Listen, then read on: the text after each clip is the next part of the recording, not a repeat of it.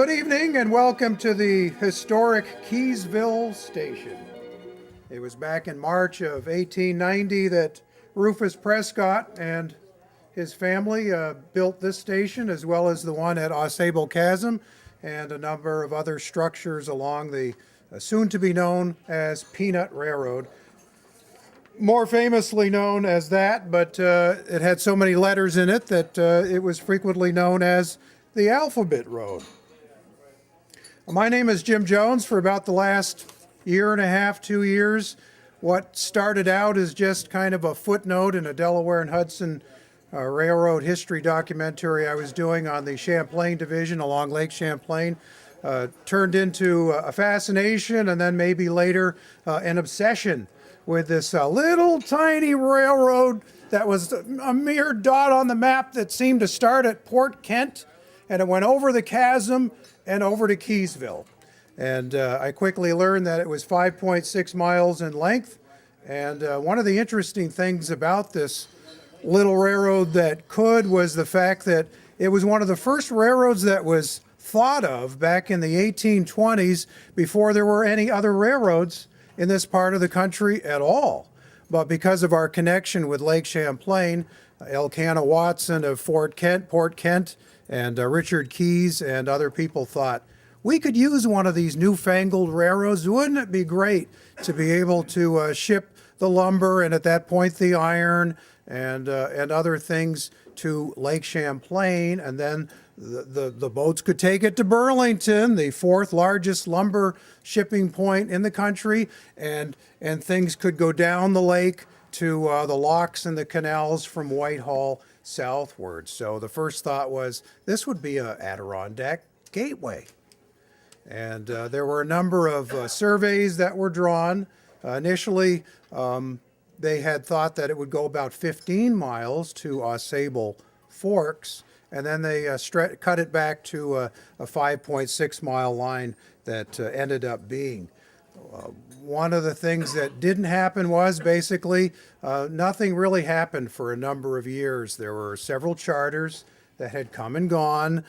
Finally, Elkanah Watson passed, never living to see this dream of his become a reality. Same thing happened with Richard Keys. And it appeared as though nothing was going to go on. Then the Delaware and Hudson was built through Port Kent. And then there was more talk about, what about doing something over to Keeseville? Well, the Delaware and Hudson took a look at the finances and said, I don't see how we could ever make any money building a line up that bluff and over the river. We don't think we could sell enough to make it worthwhile. But the people of Keeseville persevered. And finally, they worked out with the Delaware and Hudson an arrangement where basically the people of Keeseville and the Keeseville National Bank funded the most of the project. Delaware and Hudson agreed to do a survey, and they agreed to provide the expertise. They also had a lot of light rail that they were interested in getting rid of as they were upgrading some of their lines. So they provided some used ties and some older, lighter rail. And suddenly in 1890, the railroad came to be. One of the things I really found fascinating about all of this was the fact that Keeseville was the first town to want a railroad, to express an interest in one. They were the last to get one in 1890 in this area, and the first to lose one in 1924. So it didn't last long, but it was here, and I just find it totally fascinating. I've made so many friends in this journey in the last few years, and it goes on. I mean, we came out with a documentary earlier this year. There was the sign dedication that Nancy Smith did all the legwork for that. And then I got a phone call saying, you're the railroad guy. Can you come up with the words and documentation for why Keeseville deserves to have this sign in front of that station?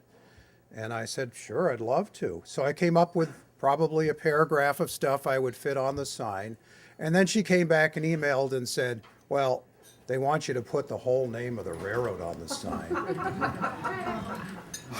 All right, well, there goes most of the sign. So those who have seen the sign See, you've got Keeseville, AUSABLE Chasm, and Lake Champlain basically taking up most of this sign.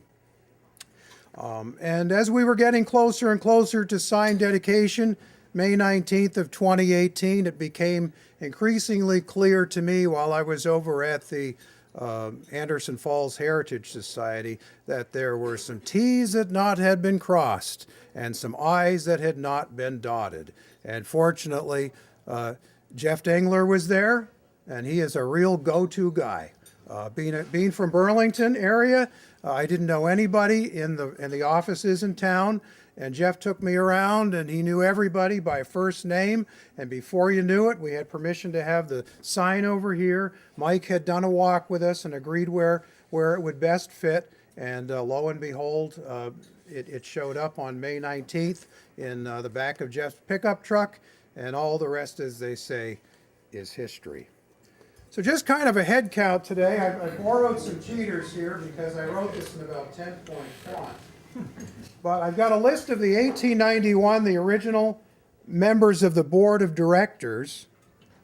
The last names were Prescott, Romine, Hogue, Forrance, Tabor, Kingsland, Hopkins, Taylor, Boynton, Baber, Mold, Crandall of Troy, Coolidge from Glens Falls, and did I mention Boynton? Okay. Now, how many descendants do we have here tonight of any of those families? Is it entirely Prescott's? And Romine. Prescott and Romine. And Romine. Yes. 2 out of 10 ain't bad. And Baber, 3. Baber. Yeah. You know, it was interesting. Somebody in the days before spell check and years before spell check, a century before spell check, there was railroad timetables that came out several years in a row that had Baber written as Barber. And I guess Mr. Baber never saw it.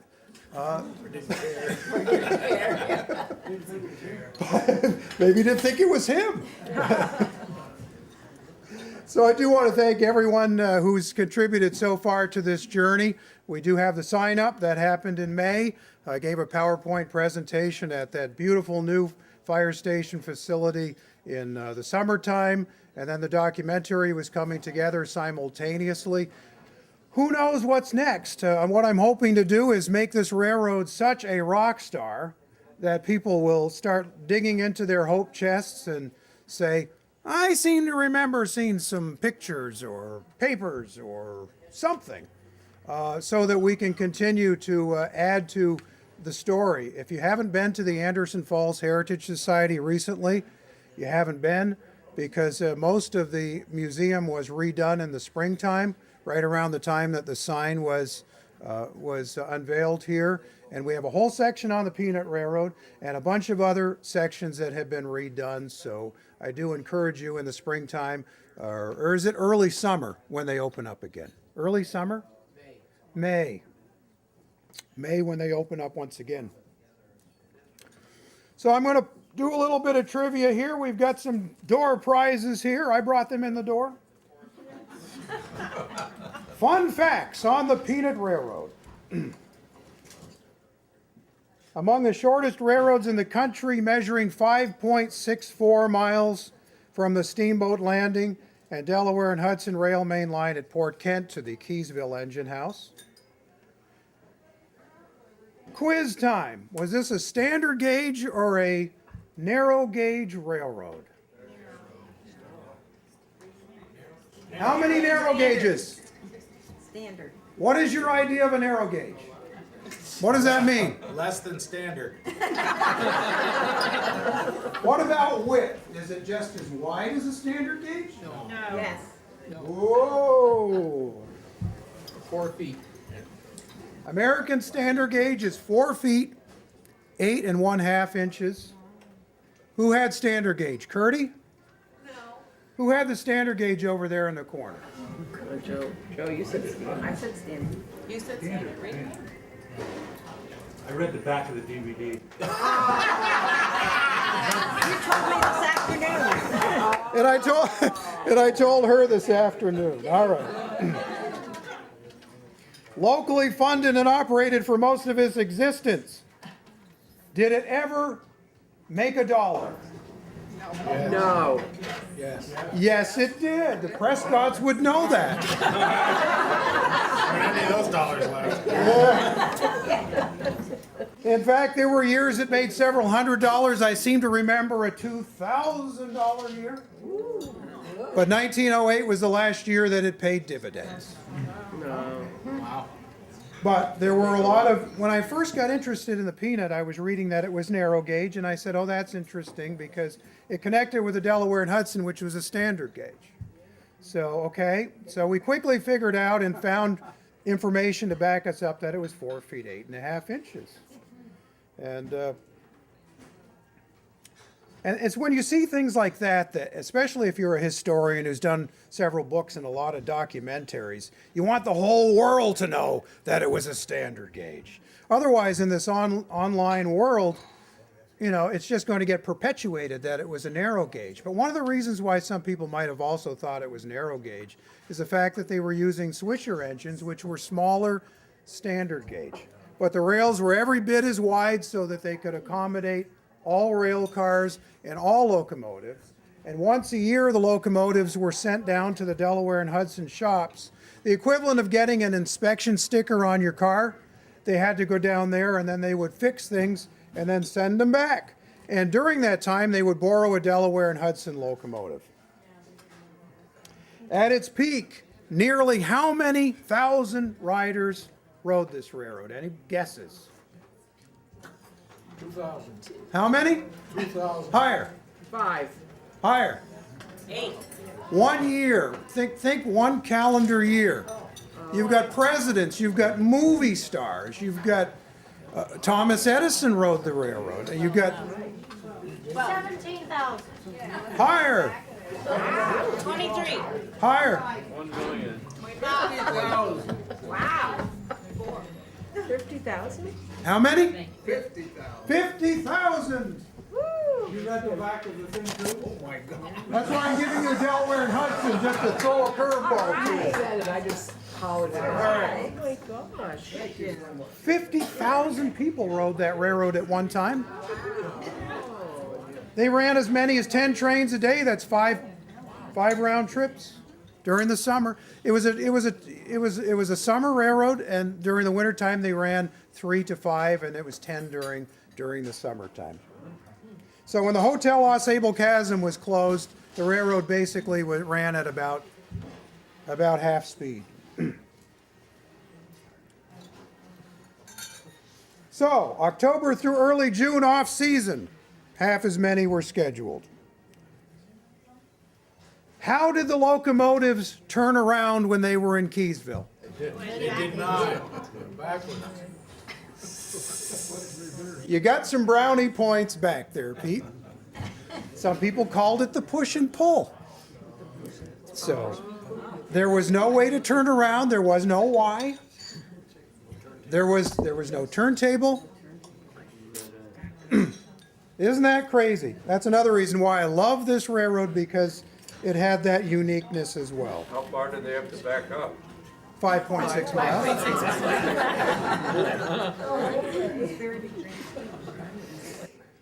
Steam powered, though it ran a special electric motor car from 1905 to 1911. It was a disaster. It was terrible in the snow. And it didn't have a real snowplow or anything, just this little tiny thing. And plus, whenever the AUSABLE River, the water was low, they weren't producing power, so they always kept the locomotive here, the steam locomotive, just because. And when they were a electric railroad, they had overhead catenary wiring. So you had wires above and what they called a third rail on the side so that you would pick up the juice. Didn't last long, just 6 years.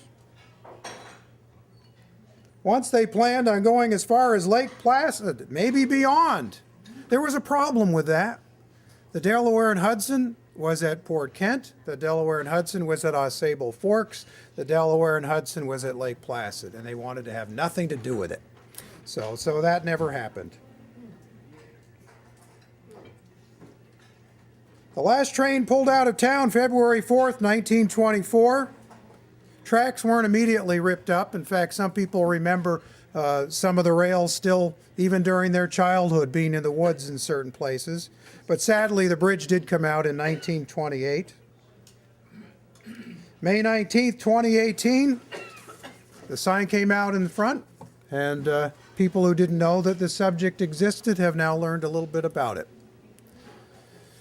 So I would be curious to see how many people were familiar with this peanut railroad before the sign unveiling in May. Probably most. Yeah. Well, as you can imagine, the peanut railroad did not exist in a vacuum. And what we are looking at here is basically the menu of a video that is 101 minutes long. Now, I'm not going to play all 101 minutes of it, thankfully, right? Because that would be a long night. But what we will do is we'll skip over Elkanah's Dream and Queen City Commerce, which talks about Burlington and the connection with the steamships, the building of the Delaware and Hudson, AUSABLE Chasm getting founded, created, and the building of the original hotel. And then we'll have to leave off Return to Cinder. Eric came up with that one day when we were walking the roadbed. I said, "Do you mean like Return to Cinder?" He says, "Yeah." I said, "That's what we have to call the section at the end of the video where we show people what is left." And then we have the bonus features in the end, including blooper footage.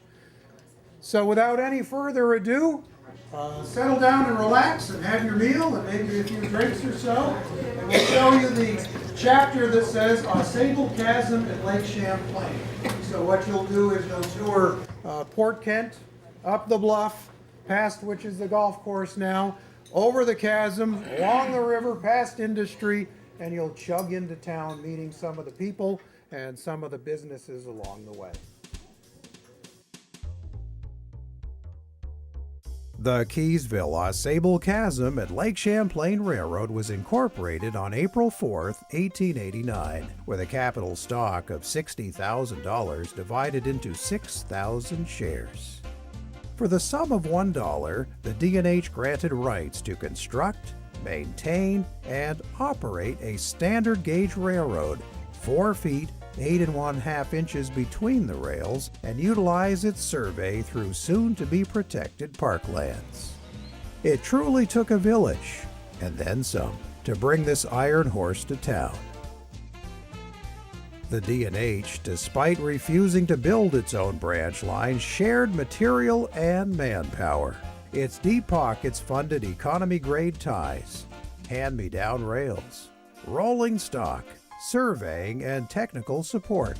For the people of Keeseville, the initial price of admission was primarily a $60,000 mortgage, some equipment leases, maintenance, and management. Although Keeseville and the Grand Canyon of the East were a mere speck on the American rail map, this smallest of standard gauge pikes proved far bigger than its scant 5.64 miles would suggest.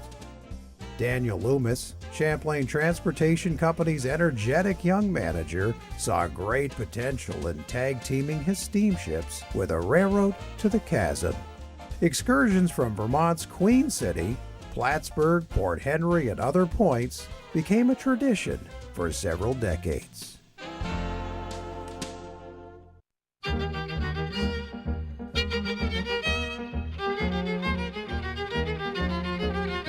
Keeseville AUSABLE Chasm and Lake Champlain Railroad's first president, Edmund Kingsland Baber's resume featured a stint as president of Keeseville National Bank and manager of AUSABLE Horse-Nail Company.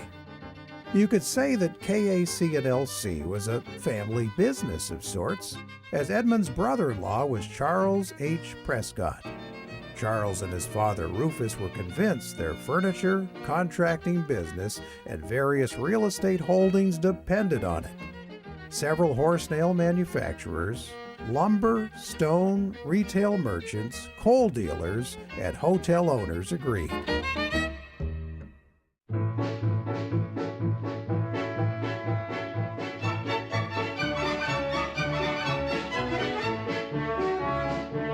KAC and LC's architects specified depots at Keeseville and AUSABLE Chasm Village, sharing space with the D&H at Port Kent.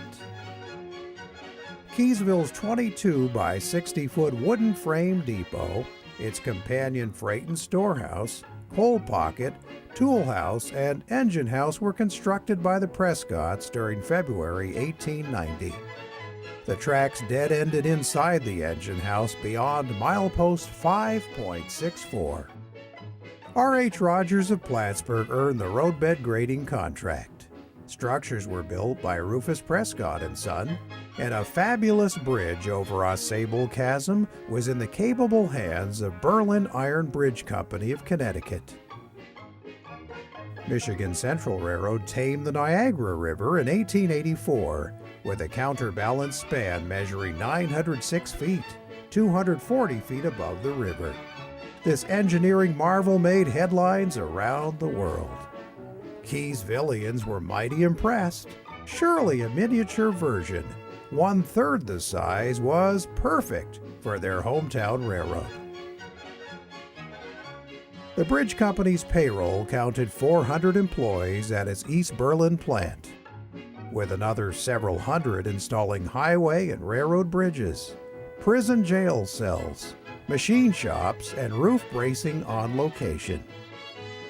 This large manufacturer tackled custom fabrication projects, such as multiple span city bridges, suspension bridges, and drawbridges. The chasm assignment was all in a day's work.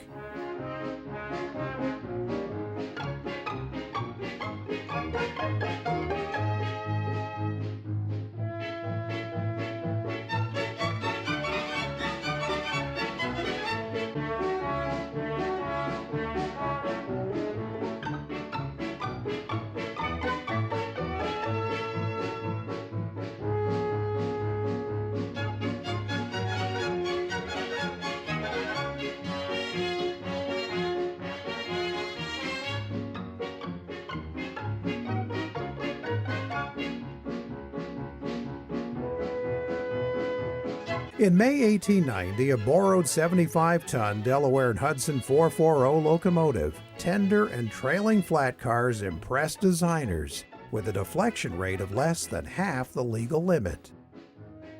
D&H's technical support, hand-me-down 56-pound-per-yard rail, and affordable leases on a locomotive, coaches, and per-diem freight cars linked Keeseville and the chasm to the standard gauge American Railroad network.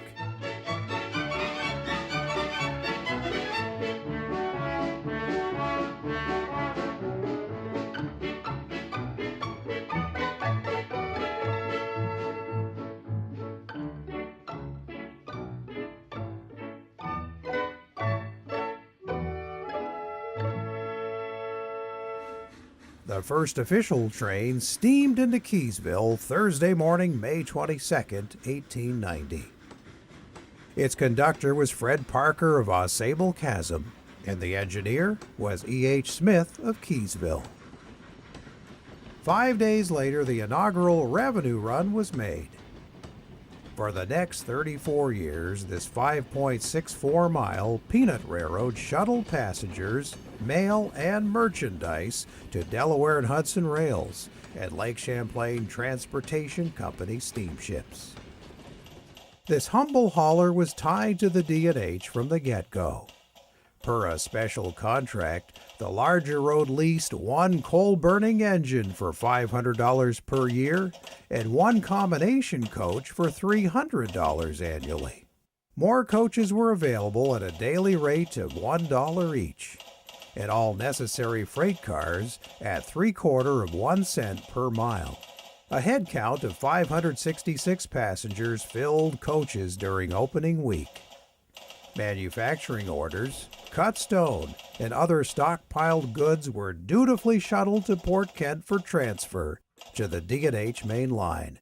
KAC&LC quickly earned local notoriety as the Alphabet, Peanut, and Push and Pull for its small locomotives, unusual 244.9-foot long cantilever bridge, and lack of turntable or Y at either end of its route. Instead, an economical runaround track was laid in the compact Keeseville yard. Locomotives face the same direction, whether running east or west. This unusual method of operation defied a widely accepted practice of running forward in both directions, saving wear and tear on wheels and rail. General Passenger Agent Boynton delivered a comfortable, fun-filled adventure in concert with steamboat and mainline train schedules. It opened new markets for large, bulky cargo shipments. AUSABLE Granite Company took the bait, moving its facility and showroom to the Keeseville train yard, where 60 men were soon cutting granite for shipment to construction projects throughout the Northeast.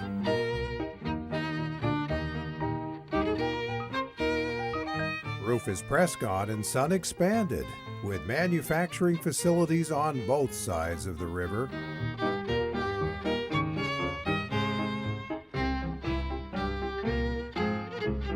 A clever pulley system carried product from one side of the AUSABLE River to the other for finishing. The railroad also delivered optimism.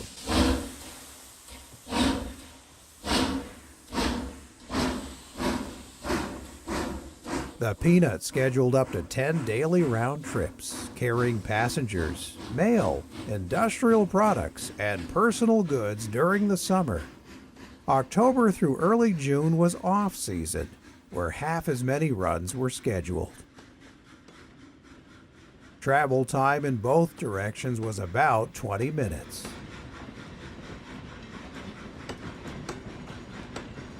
During its first 2 decades, some 25 to nearly 50,000 annual riders kept business ledgers on track.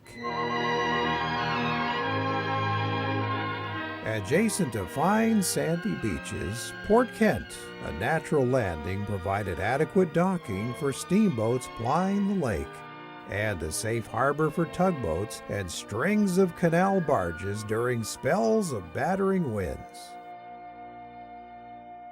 There were well-advertised hotels and imposing homes. The population of this sleepy winter burg of less than 200 souls multiplied during the summer.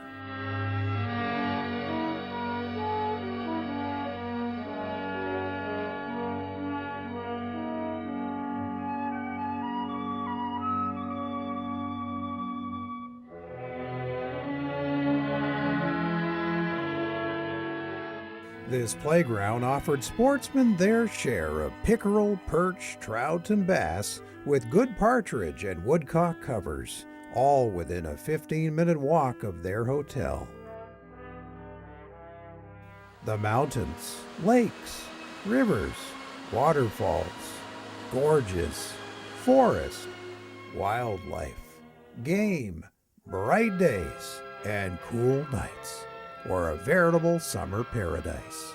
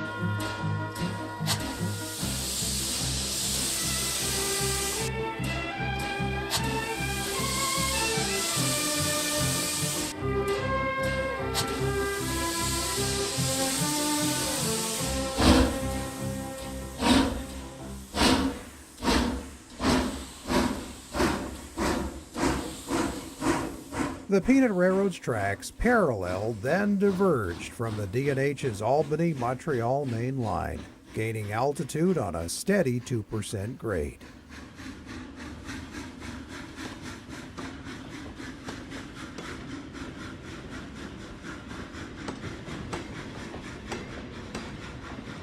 Crossing Lake Street, beyond North Street, swinging southwest, passing several prominent hotels before looping around a hill on a man-made shelf above Wickham Marsh, then darting through the woods toward the chasm. 5 hotels and inns rested on the bluff above the D&H in a several block area. They came by train, steamboat, ferry, carriage, and eventually the automobile. Memories were made at the beach, boating, fishing, hunting, hiking, excursions through the chasm, and deeper into the Adirondacks. The hotel windows facing Lake Champlain gave an awe-inspiring view of a Green Mountain sunrise, the thunderous approach of a train, its gravity-defying locomotive spewing coal cinders, blasting whistle warnings for Lake Street crossing, leaving a smoky trail behind.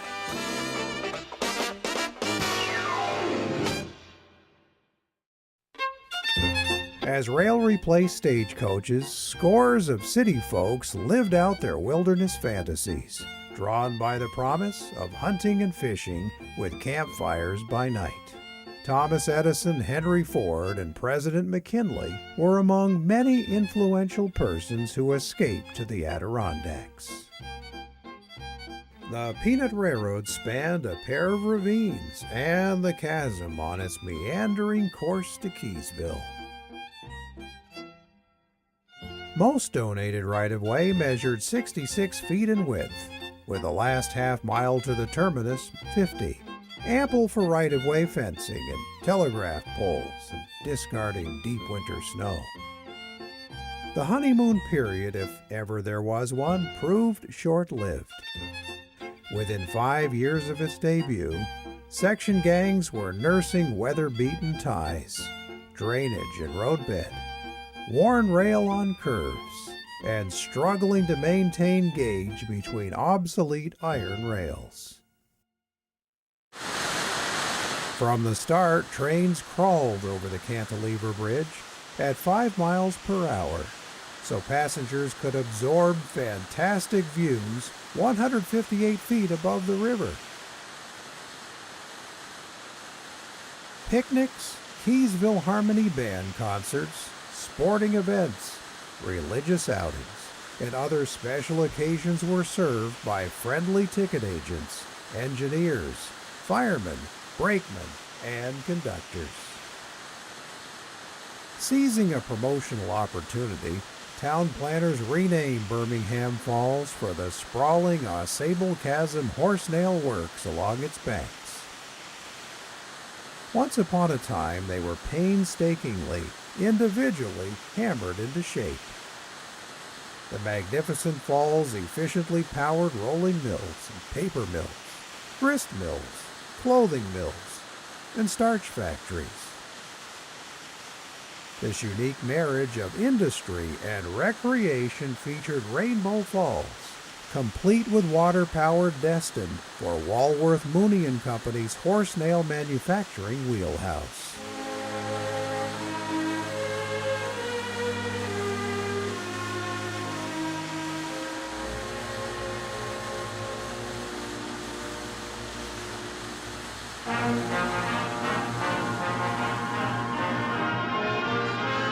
The D&H's Summer Paradise Tourist Guide from 1911 described AUSABLE Chasm's jaw-dropping exploration via long galleries, new steel bridges and stone stairway, and by boat over the rapids.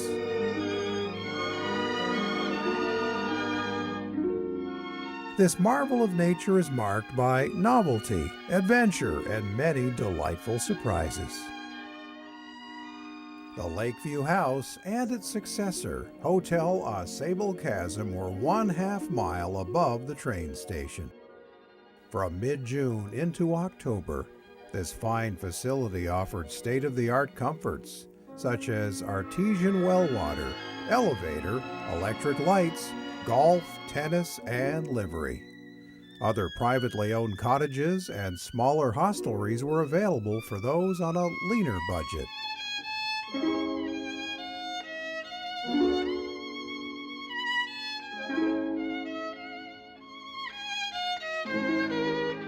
Typical visitors to the 1.5-mile-long gash in Mother Earth descended several hundred steps to the bottom of the chasm.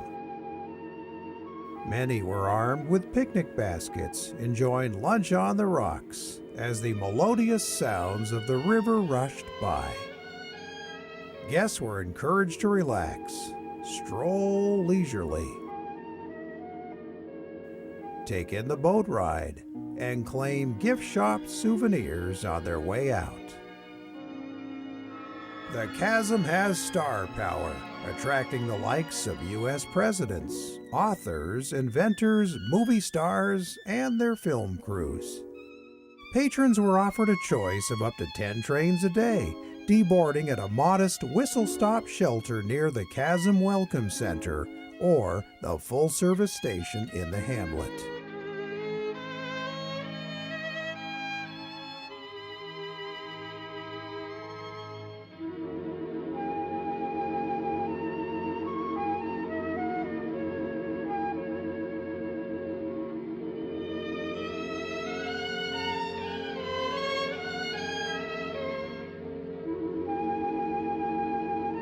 AUSABLE Chasm's wood-framed rail terminal stood east of the tracks at milepost 4.3, south of today's Old State Road crossing.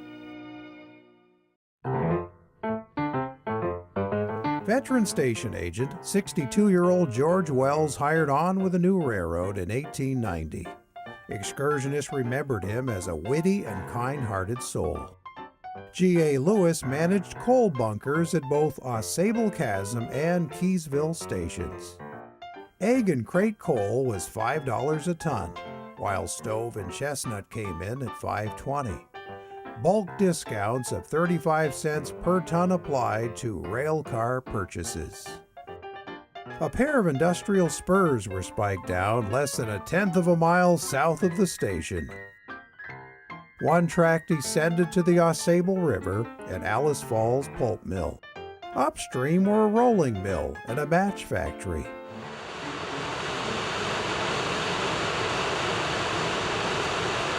The pulp company's construction began in July 1892. The main building measured 256 feet by 48 feet, towering 3 stories above the river. 2 gangs of men processed 40 cords of pulpwood daily in 2 shifts. J&J Rogers of AUSABLE Forks purchased this facility in 1903. The Peanut Railroad's main line shadowed the river for a half mile before crossing today's Route 9 north of Keeseville Village.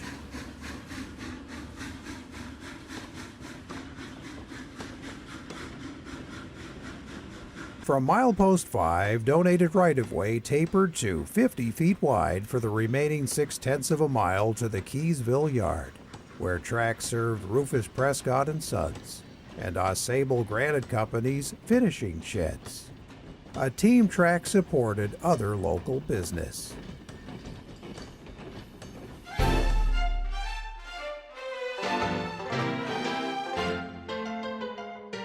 Anderson Falls was renamed for local manufacturer, businessman, and Congressman Richard Keyes during 1812. For several generations, the AUSABLE River community thrived as an industrial center for lumber, iron processing, and milling. The quarrying of sandstone, granite, and limestone date from the community's earliest times. During the 1880s, Keeseville was the AUSABLE Valley's most diversified and largest settlement, with furniture, sash, door, blind, sleigh, carriage, starch factories, along with grist, plaster, and plating mills.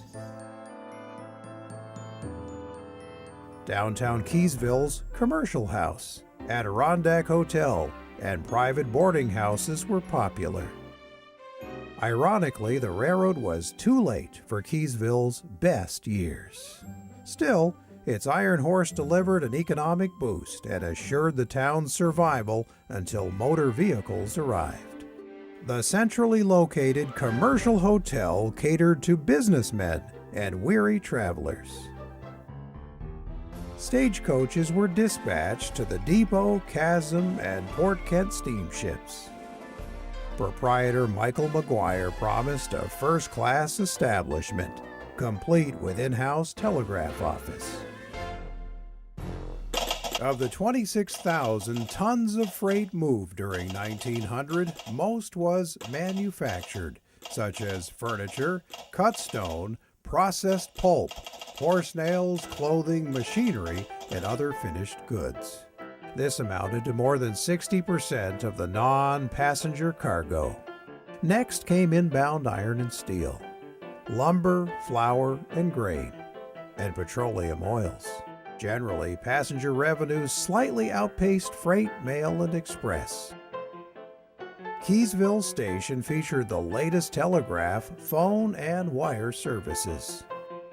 An agent, road foreman, baggage and expressman, track laborers, and the chief mechanical officer reported for duty here.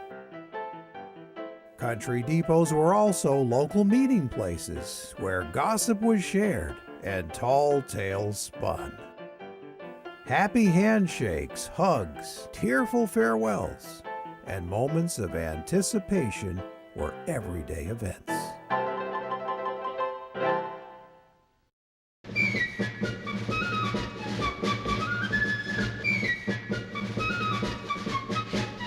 During its 1890 to 1924 lifespan, KAC&LC leased Delaware and Hudson 440s, baby camelbacks, and owned a 244T Forney and Brill Express car. A private party sympathetic to the cause held title to a 260 with slope tender from 1911 until the end of operations. Major overhauls and inspections were conducted by Delaware and Hudson shop personnel at Green Island and Colony. On average, this motive power logged close to 24,000 miles a year, pushing and pulling trains over 11-mile, 40-minute round trips. The 1890s brought Plattsburgh Traction Company, Hotel Champlain, and the Keeseville AUSABLE Chasm in Lake Champlain, while Hotel AUSABLE Chasm rose from the ashes of its Lakeview House predecessor. Trains and steamships tag-teamed for countless special events in those pre-war years. Though iron-related industry faded, pulp and other wood-based business thrived. 3 local dams on the AUSABLE River powered machinery and supplied electricity. Rails, steamships, and better roads meant easy accessibility. Today, Keeseville. Tomorrow, Lake Placid? Ambitious expansion plans made headlines during the first few years of the 20th century. Many stockholders and citizens believed a proverbial pot of gold lay in extending the KAC&LC through the AUSABLE Valley. Some were convinced this risky venture was necessary to protect Keeseville's gateway status.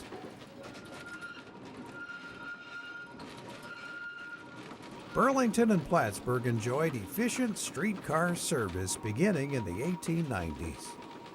Keeseville, AUSABLE Chasm, and Lake Champlain also dreamed of southern and northern connections for Glens Falls and Rouse's Point from a junction near AUSABLE Chasm Welcome Center.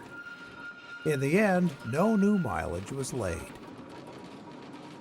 However, from 1905 until 1911, the Peanut Railroad's 5.6 miles hosted an electric-powered locomotive, complete with the necessary third rail, catenary, and overhead trolley wire.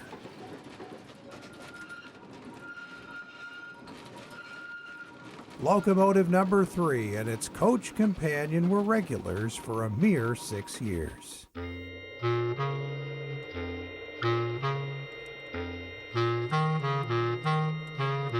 Overhead wire, catenary, and a third rail distributed juice to the wheels.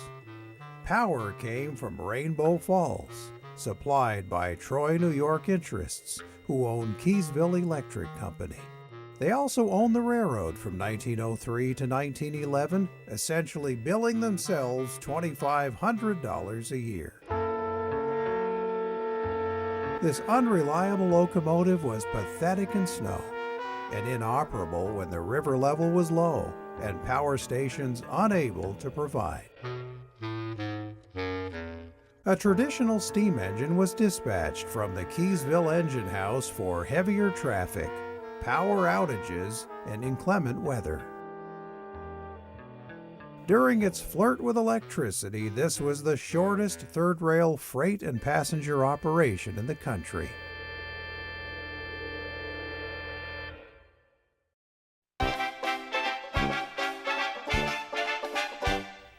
The first decade of the new century was the best of times, as 49,324 passengers bought tickets in 1907.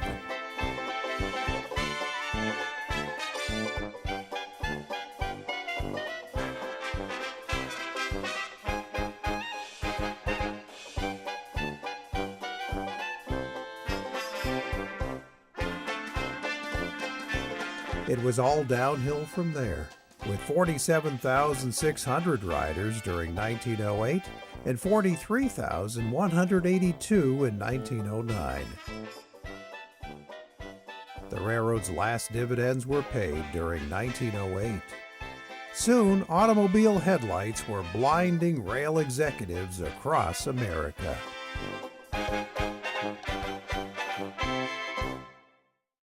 Keeseville Electric Company surrendered its $2,500 annual power contract in 1911, as KAC&LC disconnected its third rail in early March.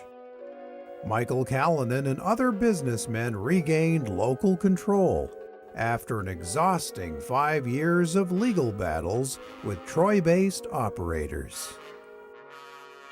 Generally, a single locomotive and 3 cars were sufficient for everyday operations. Sadly, the lethal combination of dwindling revenue and skyrocketing maintenance expenses was well established. The railroad lost $364 in 1911 and $2,035 the following year. Annual Public Service Commission inspections were cause for dread, as to-do lists accumulated.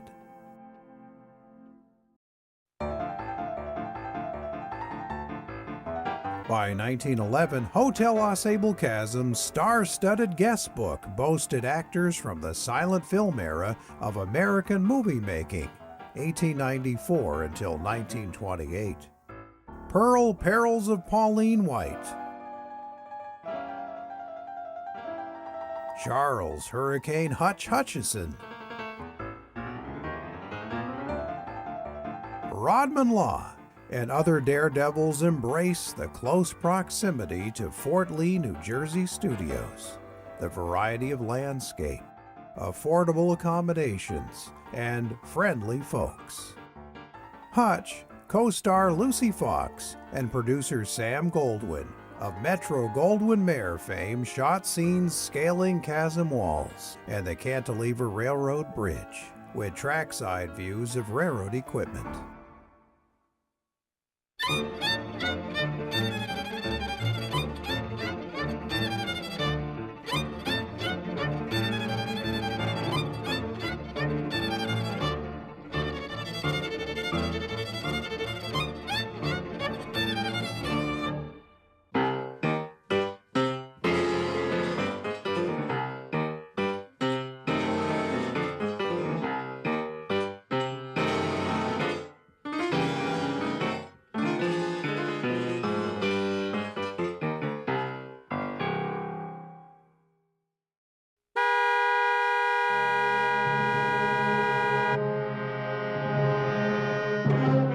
By 1921, more than 19,000 miles of federal aid roads were supporting 10,600,000 motor vehicles nationwide.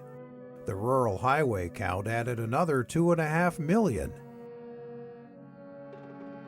New York State was among the largest recipients of federal funds for building and improving roads.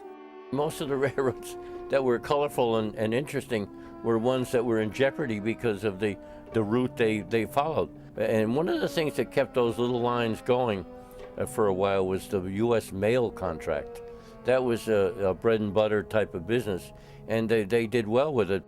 KAC and LC's survival skills were severely tested in 1923, when management was notified of American Railway Express Company's intent to withdraw its contract by order from the Interstate Commerce Commission. Mail service was shifted to a truck route from Port Kent to the Chasm, Keeseville, Clintonville, and AUSABLE Forks. There again, the post office, like so many other institutions, looked at the cost factors and so on and found out that they could do things better by the truck.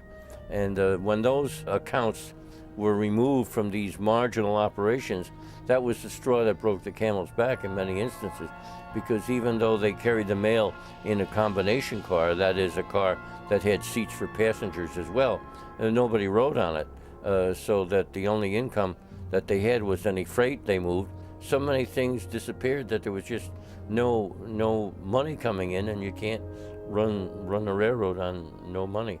This loss of mail and express pounded some mighty big nails in the railroad's proverbial coffin. The Peanut was averaging only 5 passengers per train, and most freight was moving by truck. Train service was cut to 3 daily round trips, with the traditional mixed runs pulling out of Keeseville Station at 7:20 a.m., 11:50 a.m., and 5:30 p.m. The end was in sight for Railroad President Michael Callanan and his crew. A December 19th Public Service Commission hearing demanded further repairs to track and bridges. The overwhelmed executive insisted his financially distressed company was unable to meet the order. The last revenue train completed its journey to Keeseville on the evening of Tuesday, February 5th, 1924. American Locomotive Company 260 Mogul No. 1 presided over this sad affair.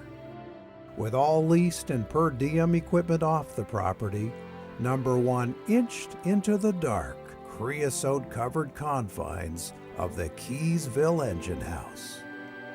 Its fluids drained, stack capped, heavy wooden doors closed and padlocked.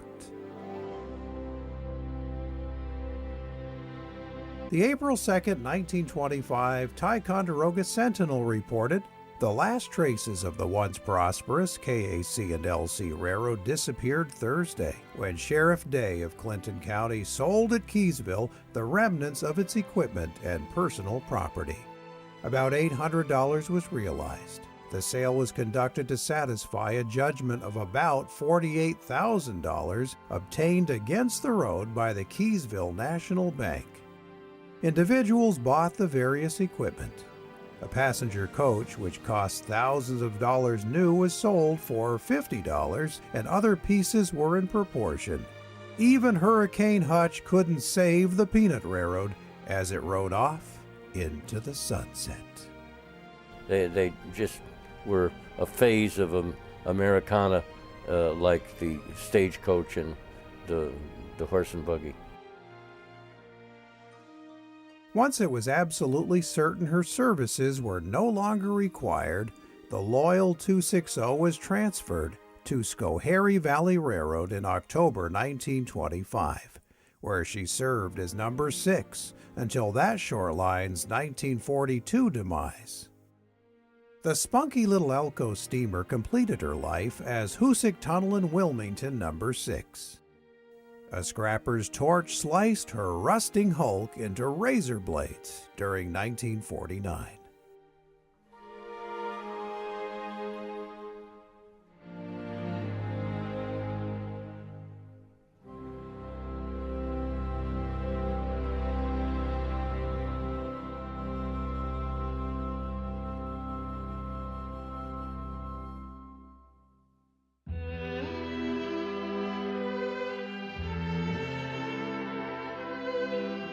KAC&LC's colorful cantilevered crossing was methodically dismantled from December 1927 to February 1928.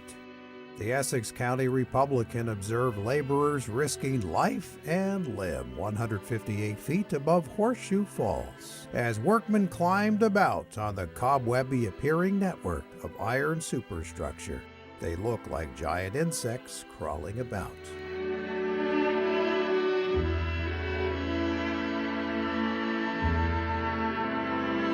Discussion of a proposed highway bridge over the chasm occurred during a May 1930 County Board of Supervisors meeting. The site favored by state officials meant relocating the highway to the north, bypassing AUSABLE Chasm Village. Of course, this was met with pronounced objection, as locals knew such a move would isolate many established businesses from the thoroughfare. This resistance wasn't enough to overcome the increasing number of incidents at the popular site. The unsavory mix of automobiles passing each other on a narrow winding road, pedestrians, and industrial equipment was an accident waiting to happen. The new U.S. Highway 9 bridge was open to the public on the morning of Friday, December 8, 1933.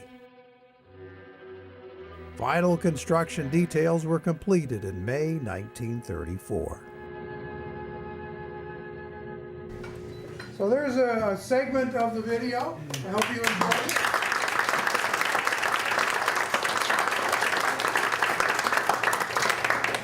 it. In many ways, I would like to think that the story has just begun. Who knows? There seems to be a publication of some kind in this somewhere. I don't know exactly what form that will take. Is there anyone who thinks that a publication might be worthwhile of some kind? Yeah.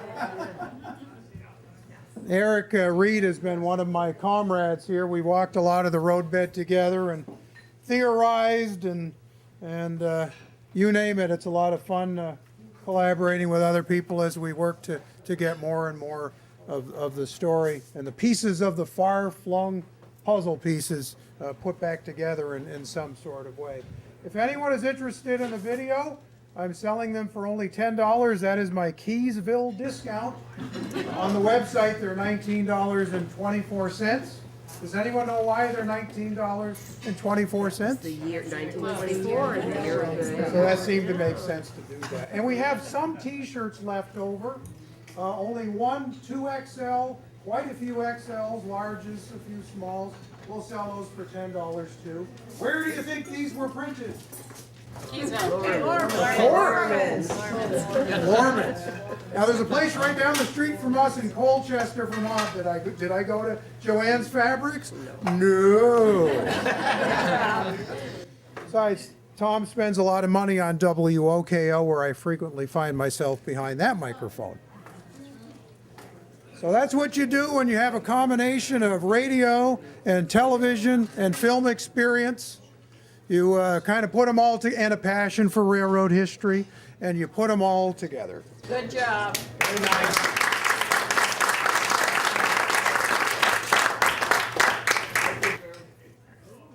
That was Jim Shaughnessy, by the way, who appeared there with that little speaking part. Jim is probably the most famous railroad photographer of our generation, and he recently passed in August, so that was one of his last interviews. Michael Kudish has played a part as well. He's done the history of the railroads of the Adirondacks, and I visited him in the Catskills. And while I was in Schoharie, I stopped at the Schoharie Valley Railroad and their museum. Of course, the railroad is long gone, but the museum is really cool. And to tell you what a small world it is, I went into the museum, which was closed for the season, but there was a woman sitting at the table, and she introduced herself as the president of the society there.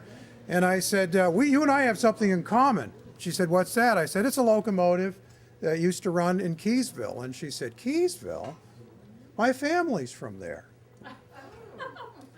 I said, so what was your maiden name? Keys.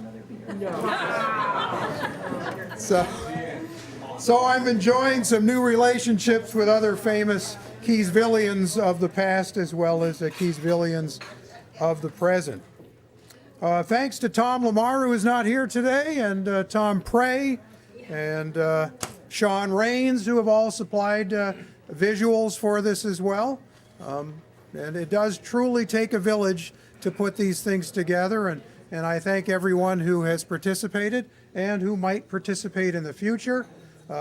Take a look into those hope chests and dig around. Maybe we've got some dust that's up in the air now, and if you see anything, I've got some business cards, and love to hear from you so that we can put more visuals together. So we do have the t-shirts. We've got these DVDs, plus the Delaware and Hudson video that started this whole thing, and a few other things, and everything is $10. So now it's questions, comments time. Who was the narrator? The narrator was this guy named James R. Jim Jones. Oh, you know him? Thinks he knows something about the Keeseville Railroad. That's my announcer's voice. One of the neat things about technology now, there's so many things about technology that I find frustrating, but one that I don't is that you can literally put Hollywood on a desktop together. I purchased the rights to that music from a company in Canada that makes music for movies, and I thought, wouldn't this be cool to have something called the Peanut Railroad, get all of this really epic, big-time music. So this music, at least for me, has debuted. Most of those songs have debuted in this video. And I really enjoyed the music and putting it together with everything else. I mean, I just love the whole thing, from the research to writing and then deciding, okay, I've got 82 pages now of Keeseville Railroad manuscript. How do we turn this into a script for a video? And it's got to be fairly fast-paced, hopefully entertaining, nothing too dry with facts and figures. We'll leave that for the live portion. So. In the 34 years that the railroad ran, were there ever any accidents or any injuries, either in the construction or during the run? I was asked if in the 34 years that the railroad existed, were there any noteworthy accidents? We know that there was one at down here where the railroad crossed what is now known as Route 9, near the farthest motel there as you head out of town. And that was a location. Thank you very much. That was a location where there was an accident where the train was backing up, and it was a rainy night, and there was a man with his horse and carriage, buggy, and the horse got spooked, and as the newspaper account is quite grisly. Is anyone still eating? We'll leave that part out. But let's just say that he ended up getting strangled by his horse's reins. And what a way to go. There were a few little minor fender benders along the way that we know of. I have a feeling there must have been more. I haven't found out of anything else yet of any real significance other than that one. Any other questions or comments? Yes, sir. I understand the rails on the Peanut were lighter,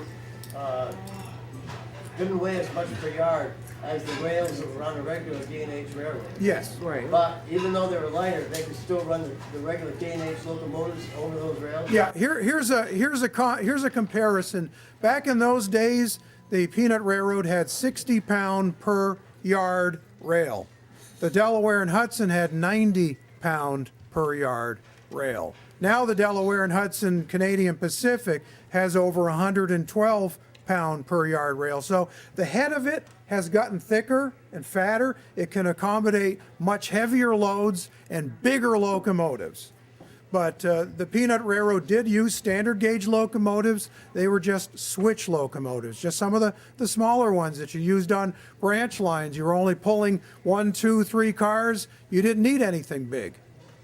This bridge, by the way, could have handled something much larger. It was very well built, very well built. The Delaware and Hudson saw to it because their rolling stock was going over it. They didn't want that to end up in the AUSABLE. Anyone else? Comments are welcome too. It is so cool seeing so many Prescotts here tonight. You guys are terrific. You really are. And Kelly spoke at the sign unveiling, and Pete was there, and your cousin Andy was there. Yeah, and it's all in the video. All you saw was 47 minutes out of 101 minutes, so you've got the beginning to see and the end, and we did wrap up with a sign unveiling in the end. And I think Mike and I kissed the sign at the end. So we do have the videos and the t-shirts for sale. I do thank you so much for coming. It takes a village, and thanks for coming on out.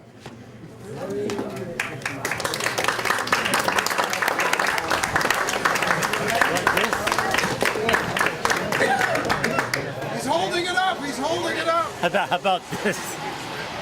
There you go. This is the one I love. You know? Go ahead, Mike. Go ahead and kiss it. it's like your Super Bowl ring or something, you know? Yes, exactly. Do what? Kiss the sign. How about both of us? You want both of us to do This that? will end up on social media if I do that. Get in there, Dad.